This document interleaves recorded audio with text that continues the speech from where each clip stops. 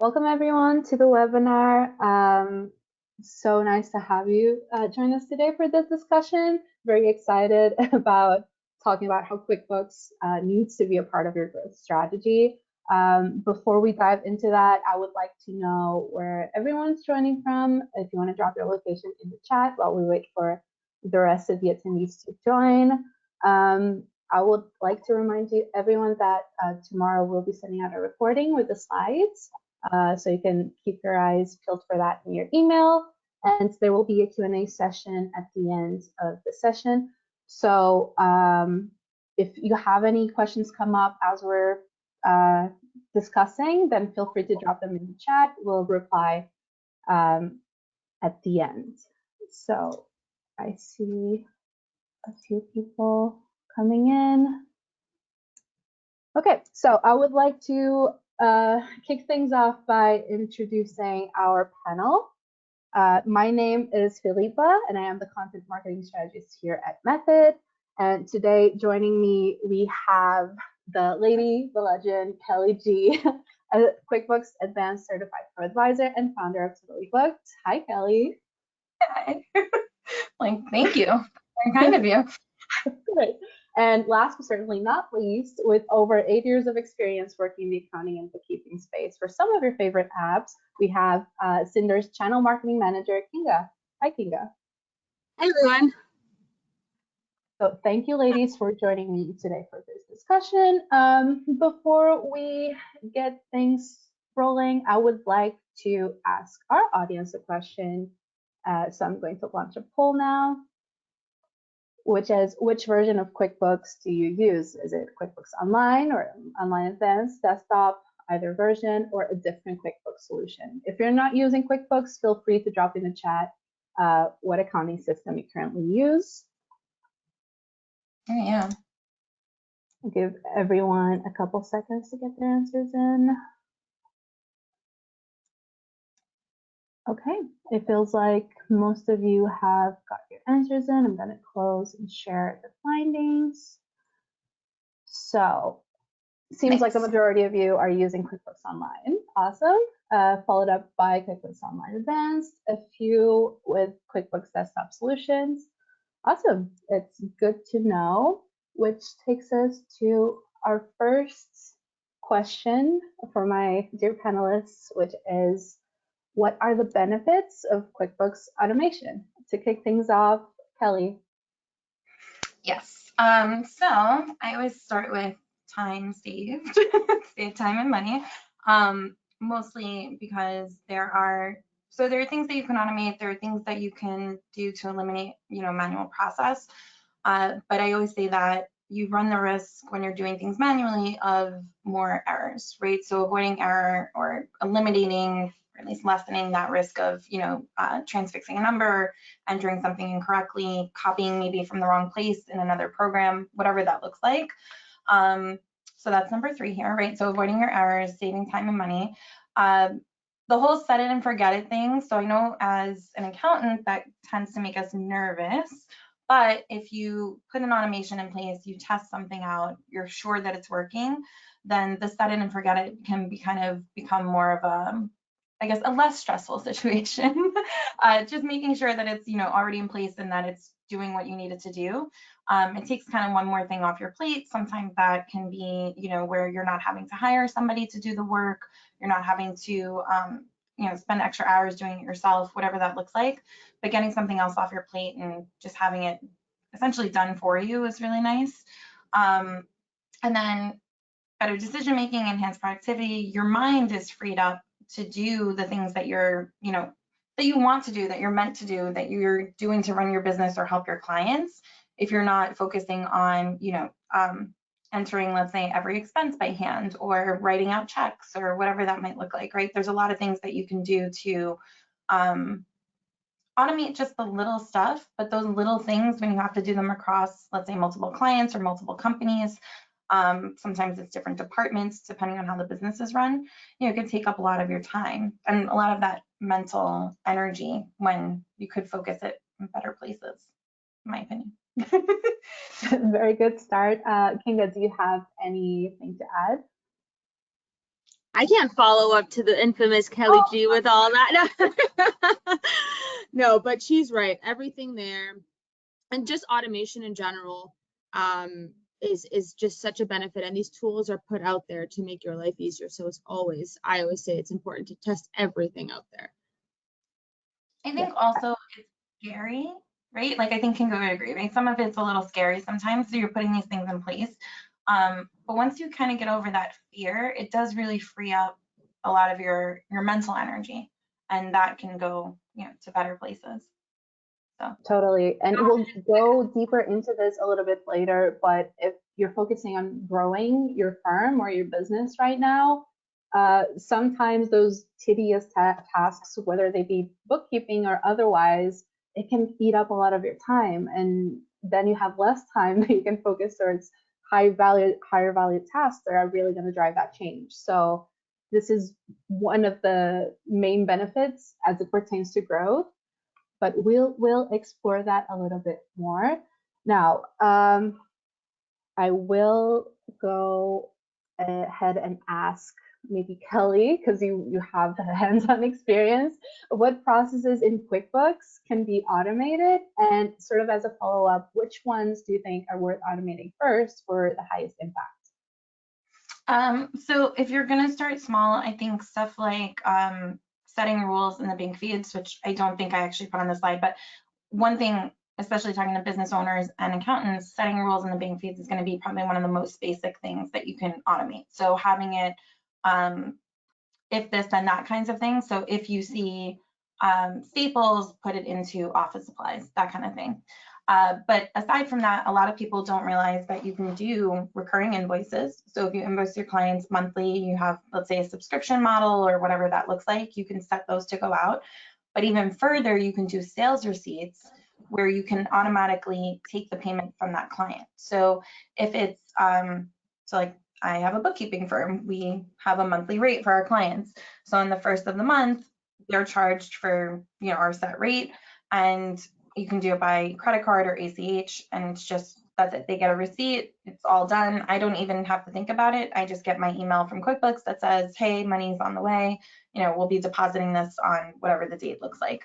And you can do them in different ways. So that's if you have a flat rate.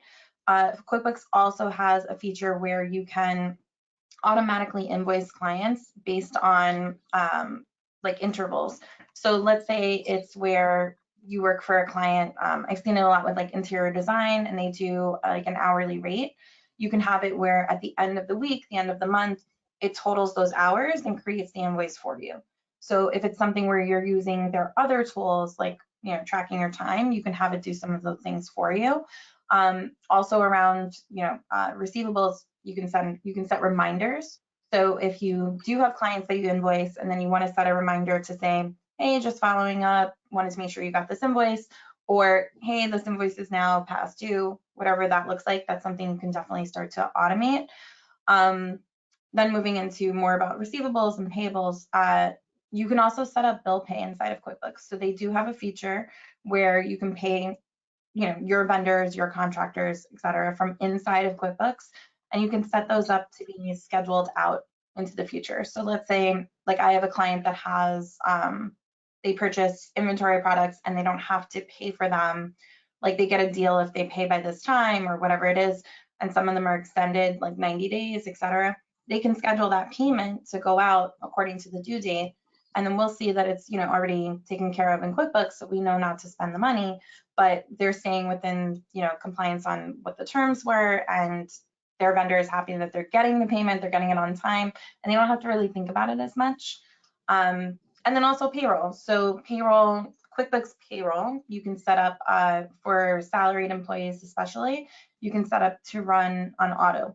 So meaning every Wednesday runs payroll for their pay date, let's say on Friday, and you can have it, it's going to automate obviously the deductions, withholdings, all of that, but in addition to that, you don't actually have to go in and click through and do all the things. I have a client that was going in and calculating, they were reimbursing somebody for like a healthcare something or other, and they were going in and calculating it every week, and I was like, why are you doing that? Like, what do you mean? I was like, you could just enter this. I'm like, let's multiply it by 12, divide it by, 26 payrolls a year. We can just put this in and you don't have to think about it anymore. I was like, oh my gosh, do you know how much stress it was that I was like, oh my gosh, I have to run payroll. I have to figure out this number every time. It's different every time. I was like, just figure out how many payrolls are in a year and we're just going to do that math and go from there. And it's just, it goes back to that mental stress and that mental capacity of like, how many things can I really think about? Oh no, where did our slides go? Come back. They went away, Ryan. I'm like, okay, there we are. Okay. I was like, so yeah, so payroll has some things that you can do in there around just not having to actually click the button and process it. Reporting and analytics. So reporting, you can set up, which is pretty cool. I've been doing this for a long time, but you can set up like custom reports, or even if somebody just wants their simple P&L. I had a client that wanted to know every Monday morning before he spoke to any of his customers who still owed him money, so that he could either, when he spoke to them, kind of press them for payment, or say, hey, we can't sell you anything else until you pay this bill, or whatever that looks like. So we would send him a report of his receivables after we had processed any payments from the week before. So every Monday morning he got a fresh list, and I didn't even have to think about it. It would get to his inbox at 6 a.m. and come in as a PDF, and he was super happy, and it made it look like I was like a total rock star. But anybody has that permission to set that up. It doesn't have to be the accountant. It can be the business owner. It's just a matter of setting a schedule, kind of something very simple.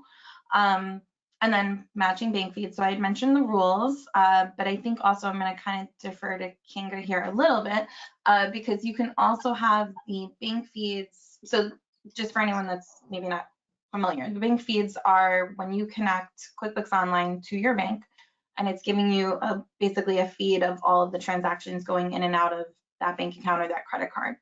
And so when we say matching, we're looking at, let's say, a receipt that we had scanned in using the QuickBooks app, or when we when we integrate with, let's say, a third-party app like Cinder or Method, when you bring in information that's related to, let's say, payments or sales, matching to that in the bank feed rather than having to go and manually enter, I had X amount in sales, X amount in fees, whatever, refunds were done, chargebacks, whatever that looks like.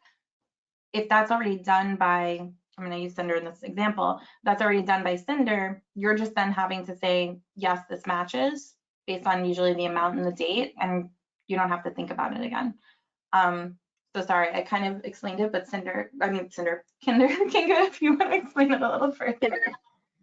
No, honestly, I think you nailed it, but to kind of put it into, I guess, non-accounting and bookkeeping terms, because I am not one of those. We were actually talking about this yesterday, how we see, the QuickBooks, or, you may have other accounting software that you use as well, as kind of like the sun, or if you use the wheel and spool, it's kind of what you use no matter what programs you need, what kind of business you run, whether it's a restaurant or a hardware store, or you're a plumber, you still have, to pay bills, you still need to make payments, you still need to track inventory, and time tracking. It adds up quite a bit of the things you have to actually keep on top of. And there's an app for all kinds of things. And these apps are meant to make your life easier and streamline whatever it is that your business specifically needs. So I know I can speak from experience with working with Cinder. We do e-commerce. So if you run an e-commerce business or a shop, or simply anything that requires you to take payment, you want to make sure you're tracking that. And you want to make sure that money in and money out is being, again, tracked properly. I'm going to say the word track a lot. But you want to make sure, and it's your money, and you want to make sure that everything you need and are looking for is available in one spot. So whether it is a third-party app you're using, it always communicates with your accounting software in the end. And that's what these apps are meant to do. And this whole app ecosystem is meant to streamline your business and make your life ultimately easier, providing you with also insights and reporting.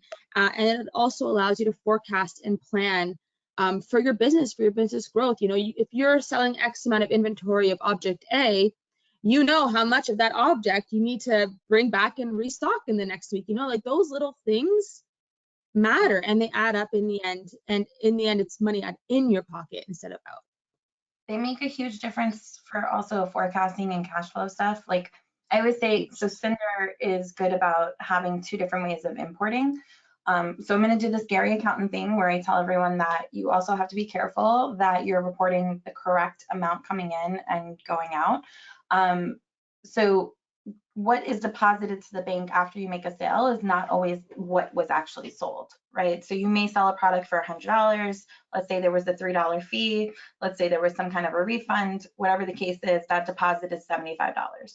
And if you report just $75 of income, you've now misreported, let's say to the IRS, sometimes to the state. It really depends on, you know, where you're reporting. But that affects sales tax, that affects cash flow, like understanding your numbers and your expenses.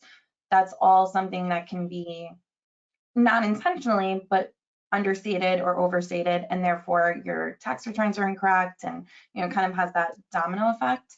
But going back to like what Kinga said, so when you have someone pay for something, let's say using Stripe, and you're, you know, pulling in that payment information, you can have it come in simply as a journal entry at the end of the day, or you also have the ability to pull it in as a sales receipt. And that's what I do like about Cinder. You have both options, because then if you wanted to take that QuickBooks automation one step further, you have the ability to connect stuff like MailChimp. And so you can see what's selling, who to market to. You kind of have that other side of it. And then also, I'm going to say Method, which can be customized.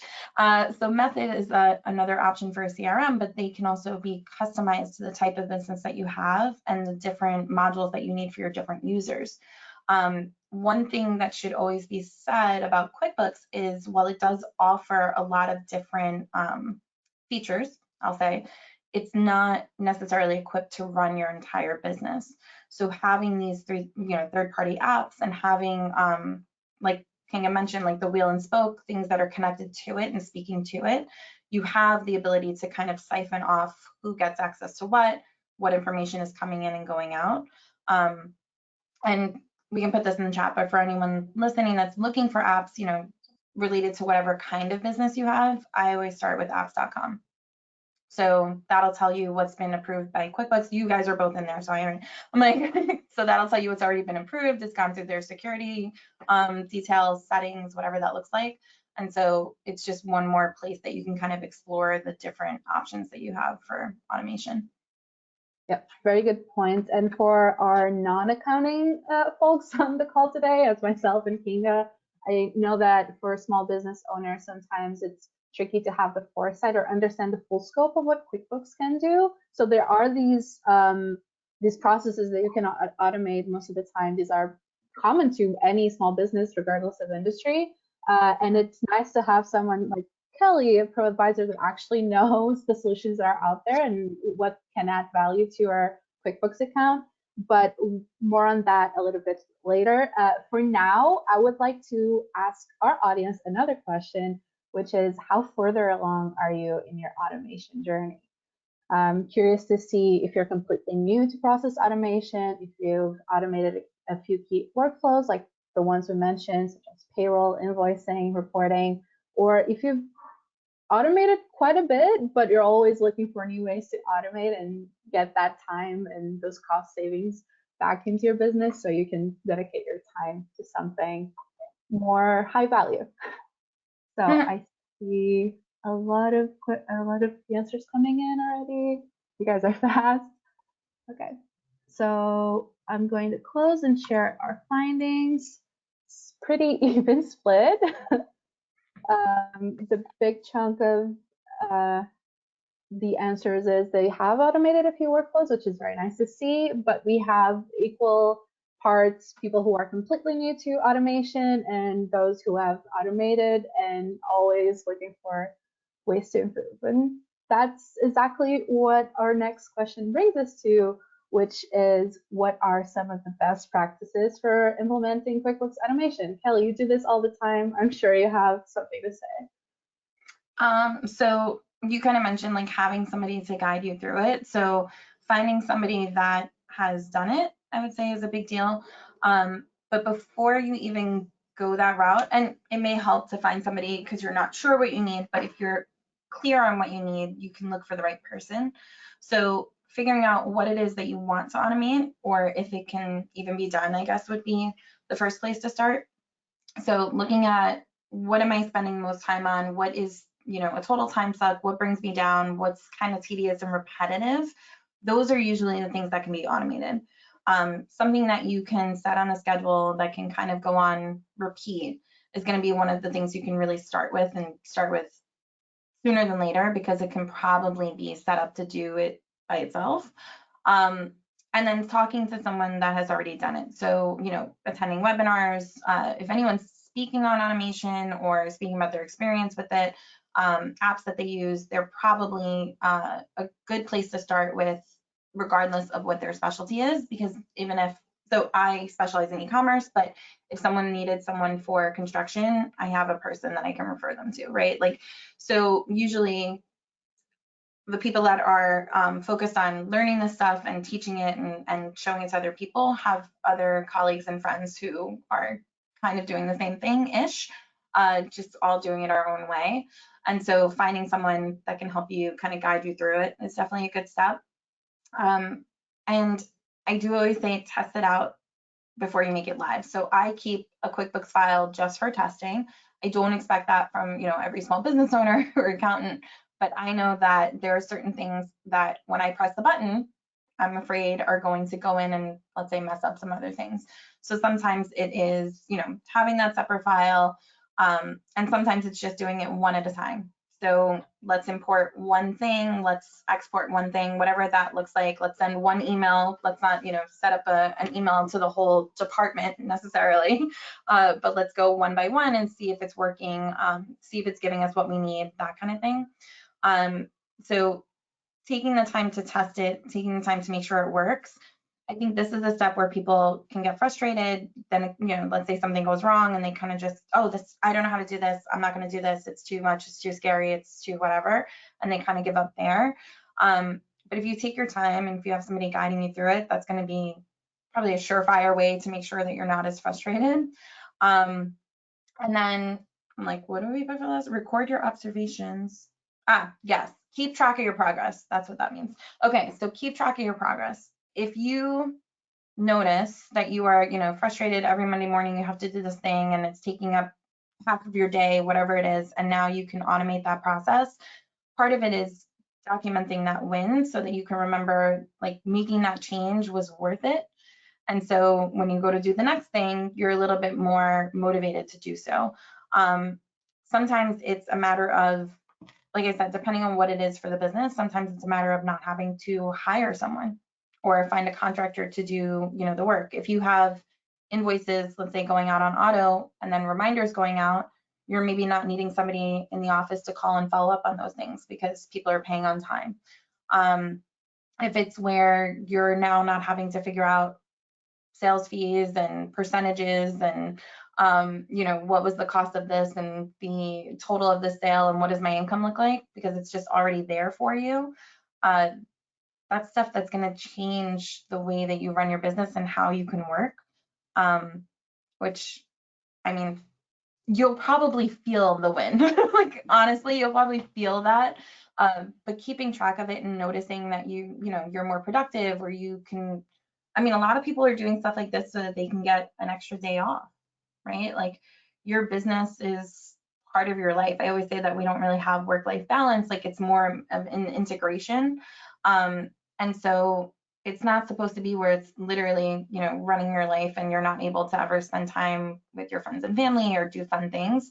And so if some of this automation gives you back some of that time, that's major, in my opinion, but that's a big deal. Yeah, I agree. I was just going to add, the tricky part is really getting started. And, especially for business owners, they're usually very set in their ways of doing things, and they want to keep doing it.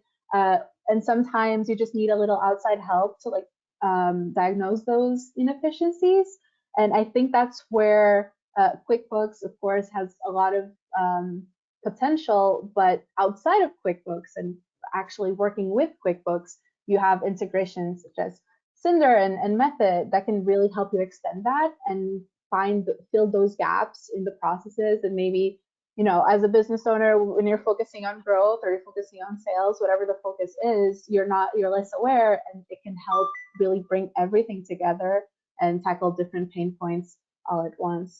When I first start, like if a client comes to me and I just kind of observe their process, and a friend of mine had said it a long time ago, but she's like, okay, walk me through from the time, let's say the mail walks in the door, you know, to opening the envelope, to the check, to the scanner, to this, to the bank. Like, what does that process look like? What can we cut out of here and replace it with this thing, right? Or, you know, realistically, who's spending half of their day looking to see what invoices were paid so that we can pay, you know, whatever vendors are due from this sale or whatever it looks like, or this project. Like, just looking at the time spent and then the time that can be saved, but sometimes it has to be somebody that kind of zooms out and isn't in it as much. And so that's where it comes in, like having somebody that maybe can offer alternatives to what you're doing, kind of give you a different perspective on it.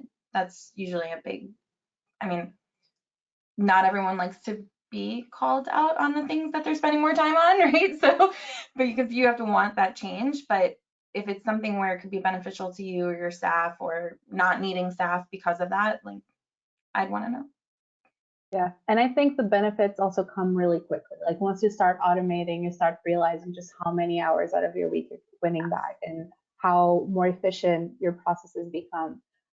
But before we get into how we can sort of take that QuickBooks automation up a notch, I have my last question for the audience, which is, which systems you currently use in your business for email marketing, for e-commerce, for payment gateways. You can check more than one option. So I'll give everyone a few minutes. Actually seconds, because everyone's voting fast, my bad. And I will close the polls right now and share our findings. Okay, so 100% of the people who answered said that they're using Gmail, Google Calendar, and Outlook, email integrations, right? Cool to see. There's some e-commerce and email campaigns and a lot of payment gateways. All right, that brings me to our last question, which is, which tips do you have for QuickBooks users who are just getting started on their automation journey and they want to sort of maximize those automation efforts outside of QuickBooks? And Kinga, how about you kick us off for this one? First of all, I will note that one thing that stood out to me was the idea that, you know, QuickBooks is a little bit more of a record keeper, right? So there are these apps that allow you to maximize the potential of your business. So I think, you know, what you actually have to do is find those little like niche products, and they're out there. Honestly, they're out there. There's a product for everything, and use them, try them. Most products do come with free trials. They do come with some onboarding support. You know, the sales team's obviously going to contact you and answer any of the questions, and see which ones work the best for you. I think that very few people take advantage of that, to be honest, and it's there almost all the time. I know we offer a free trial. I know Method offers a free trial, and it's like no credit card down, because they want you to see that it actually works for you. These apps also don't want to have people on that it doesn't work for them in the end anyway, because then that's a bad review, or, you know, it doesn't work out in the end. So it's a matter of finding those apps, taking that deep dive, seeing how they work for your business, and knowing that QuickBooks isn't the only tool out there. You know, you want to make sure that these tools deep dive into your business a little further, and just like everyone mentioned before, I guess, you know, streamlines the business, gives you that day back. And yeah, these tools are simply just made to fill your gaps. I almost said fill your gaps. And you want to make sure that you use them and find the ones that you like the most, and get the most out of them. You know, it keeps your books clean and keeps your sales team happy, I guess you could say, or growing, and yeah, you go from that. I feel like one common inefficiency, I would say, is that teams outside of accounting, be it sales, be it support, sometimes they need that information that lives in QuickBooks, but they should not be on QuickBooks, right? Because you want to keep your books clean. It's very important who you give access and permissions to. And these apps, they allow you to do more with that data that's in QuickBooks without actually messing up the books. And sometimes with integrations, what it allows is that the accounting information, the financial information that should go to QuickBooks, it goes automatically. So you don't have to worry about fetching the data from one side into another. And that also feeds into your time savings because you don't have to enter data twice. I know, Kelly, you're nodding your head. You have a thing or two to say about that? Yeah. No, I'm agreeing. I think one of the majors as an accountant is that we typically don't want people in the book. Sometimes we don't even want our clients in the books, right? So like we don't want people in the books that are going to potentially mess with things. For the business owner, they may not want their staff in there if they have access to stuff that they shouldn't see, about the company. And so let's say, I'm going to use Meta as an example, having that outside CRM where let's say the sales team is able to get the information that they need regarding sales, regarding fees, whatever that looks like, they're able to see it outside without having to go in and poke around or look for anything or possibly screw anything up. It keeps kind of everybody in their silo or in their place, but in a good way. I think like we mentioned, third-party integrations, so no code, right? So looking at stuff like Zapier or Make is another one, right? So you can automate some, and I always say like the if this then that model, right? This thing happens, it triggers this action, whatever that looks like, and some of those can be multi-level.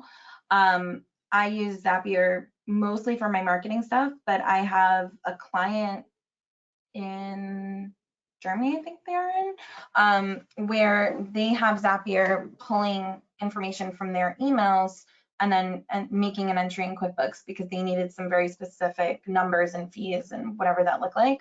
But it wasn't something where they had to go and get a programmer or write a code. We were able to sit and say, okay, pull this thing from this. This is an example. And it kind of walks you through it, which is nice.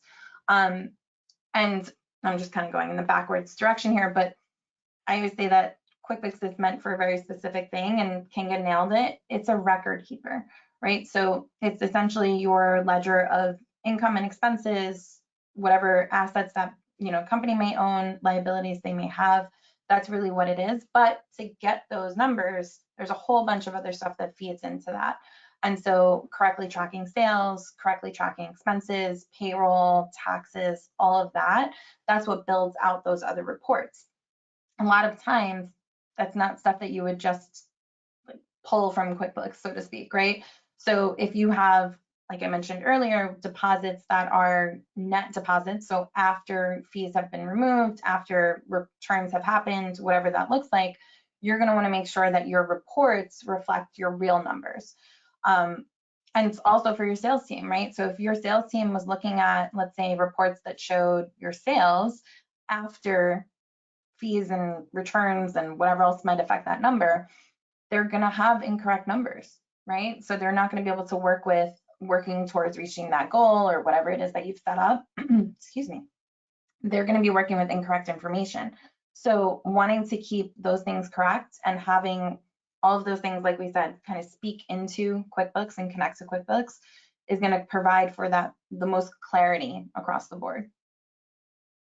Good, very good point there. And now that our audience knows that there are options outside of QuickBooks that can bring a little bit more efficiency to how they run their practice or their business, I know we dumped a lot of information on everyone, but let's keep it short and sweet.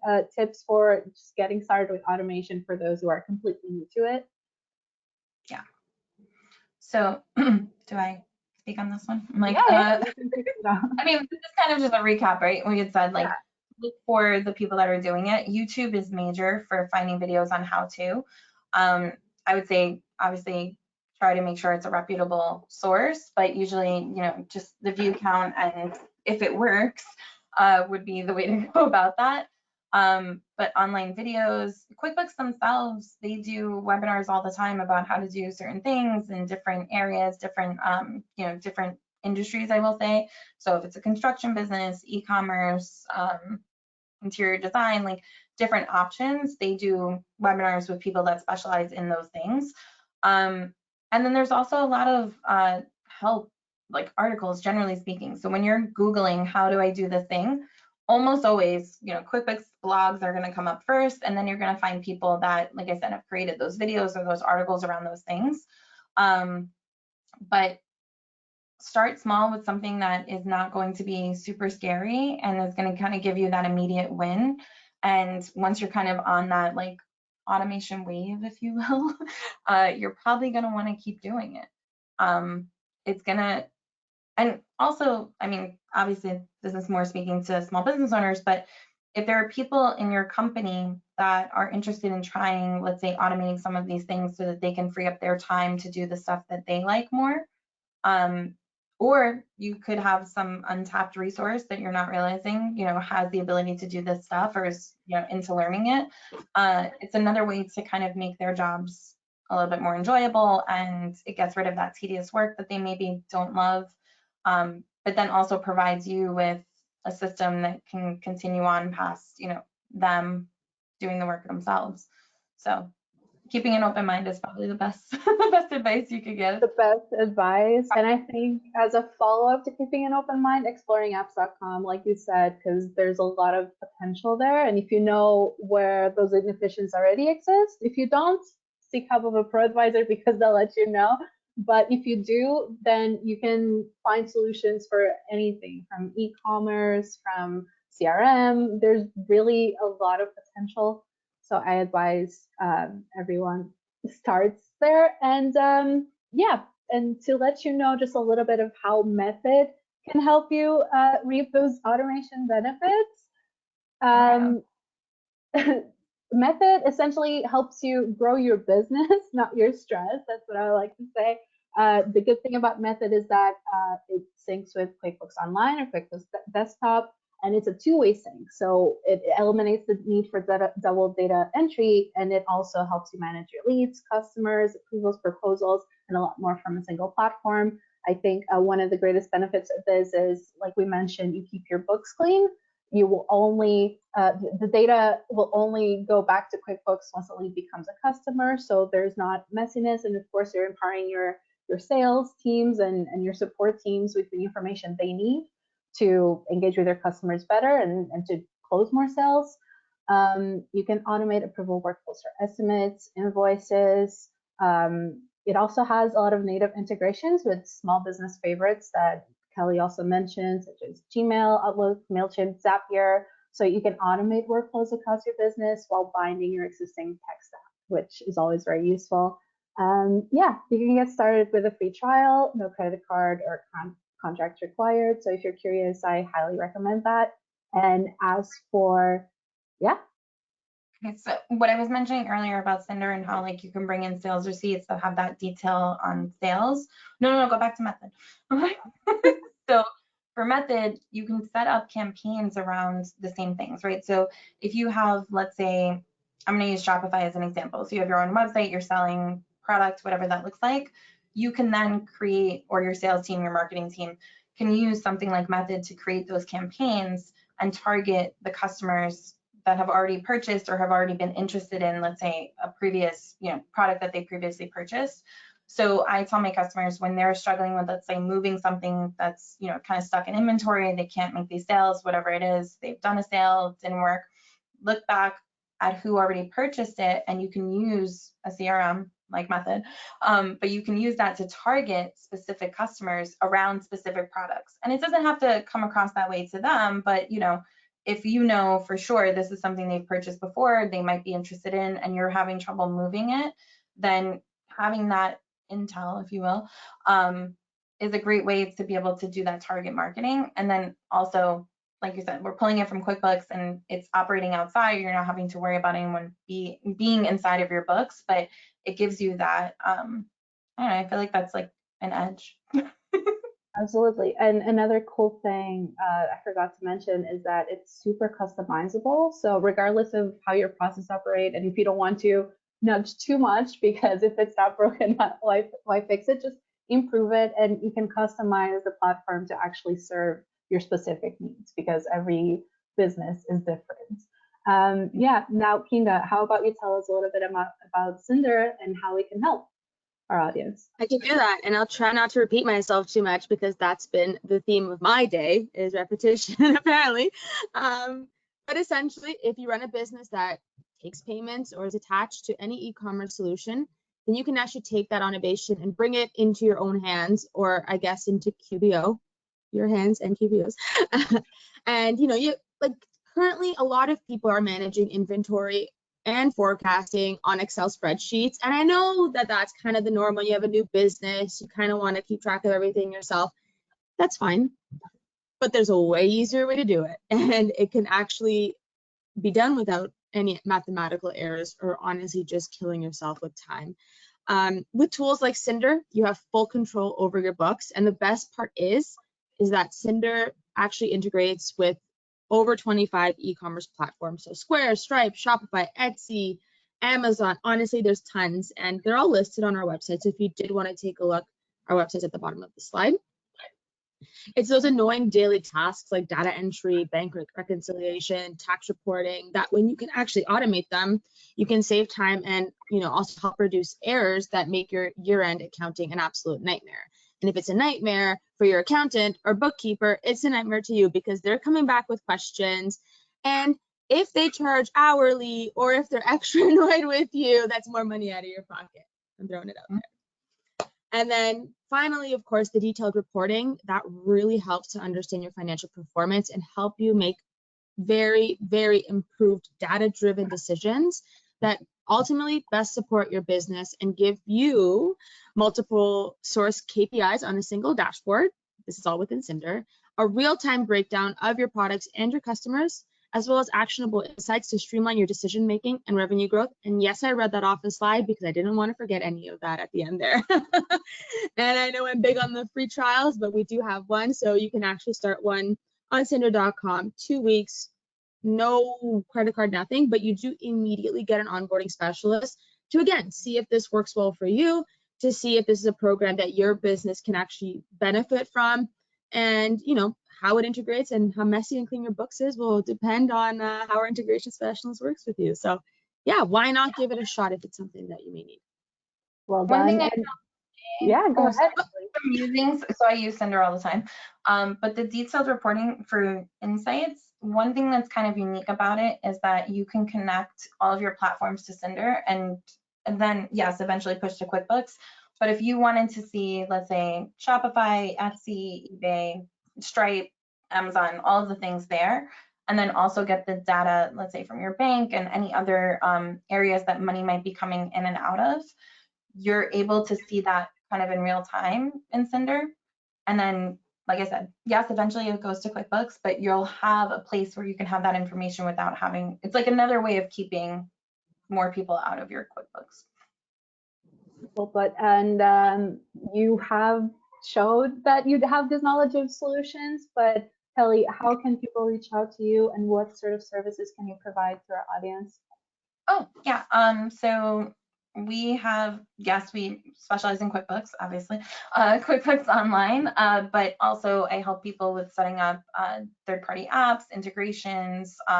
Sometimes it's simple, like, can I get my website sales into QuickBooks? Sometimes it's a little more complicated. But the best way to reach me would be on my website. When you scroll right to the bottom, there's a form you can fill out to start. It'll give you a calendar to choose a 20-minute time block so that we can talk.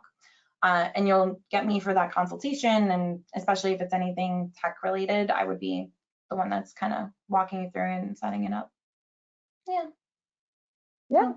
So reach out. Kelly G is a G. She's a pro at what she does, and she can help you for sure level up your business and your practice and just your general accounting and bookkeeping. That's what and if I can't, probably know someone that can.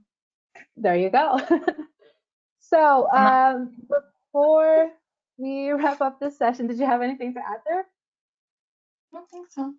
Yeah, I was just going to open up the floor for questions if anyone in the audience still has. I know we talked about a lot of things today. So whether it be about QuickBooks automation, automation in general, QuickBooks integration, Cinderella method, feel free to drop those in the chat. I would like to also give a shout out to Ryan, who's been doing the slides for us in the background. So thank you. There's one question for Method in there. Domingo had asked, how is Method automated with QuickBooks? Which, to be fair, was before you spoke, but if you want to recap that. Yeah, sort of touched about it on it a little bit ago. So it has a two-way sync with QuickBooks. So what's going to happen is initially, as you sign up, you sync with QuickBooks, you retrieve all that data that you have there, and then you can leverage it for your CRM processes. One benefit from this is that you can customize which teams also have permissions for what apps, so proposals or opportunities. So you don't really have to have everyone have access to the same information, just what they actually need. There's a bunch of integrations with tools that you probably already have, like I mentioned with Gmail and Outlook. And essentially, once a lead becomes a customer, when you close the sale, that's when the data will go over to QuickBooks. So nothing gets messed up. Your books are still clean and secure, and you're still getting the most out of the information that's already in QuickBooks. Thanks. Okay. I hope that answered Domingo's question. I think it will. And we have another one from Ritu Parna. Can we have a manual for all the automations? I will be sharing a recording of this session and the slides as well, so you can use for reference later on. Just keep your eyes peeled for an email tomorrow. Yes. Yeah, and if we don't have any more questions, I'll go ahead and close the session. Thank you, ladies, for joining me today, Kelly and Kinga. It has been a great session. It's a pleasure as always. Looking forward to doing some more of these in the future. And yeah, for now, I hope everyone has a wonderful day, and thanks for joining us. Thank you. Thanks, everyone. Thank you. Have a good one. You too. Bye.